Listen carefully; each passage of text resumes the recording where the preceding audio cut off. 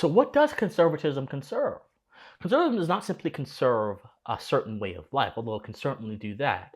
It does not simply conserve a certain custom or a certain norm. It does not simply conserve, as Edmund Burke would like to say, the traditions of a society just for the fact that those traditions existed. Conservatism conserves the moral order upon which all human conduct rests upon, without which society and human moral conduct is impossible. And then it conserves any institution, any norm, any habit, any custom that arises from that fresh and well-toiled objective moral terrain, and then it then conserves anything else that is a downstream effect of that. So the conservative, in order to know what he's conserving, must have a posture where he's not looking at moments, he's looking at foundations. And when he's analyzing foundations, he's asking the question, he's excavating in the civic and asking the question, do these foundations hold up to what my conscience and the principles implanted upon my heart say are true? And if they do, how can I best in my own society defend them in a way that keeps sociability alive? I almost forgot. Sociability, man's social instinct, which drives him into mutual cooperation and social intercourse with other people, which is the lifeblood of civilization.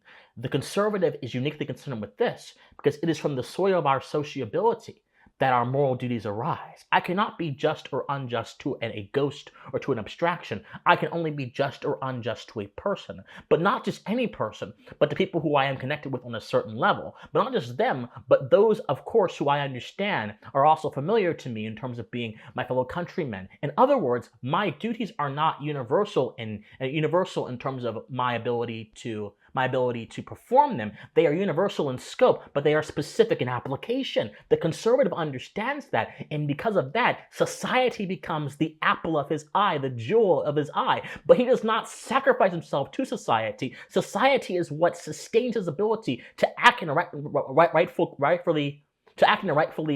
way that sustains his conduct. And then after that, it also sustains his ability to pursue his own authenticity. Because a society of sociability, where we interact in terms of inauthentic behavior, is a society where deceit, not veracity, is the standard. And that is a society where, unfortunately, it will not last for long.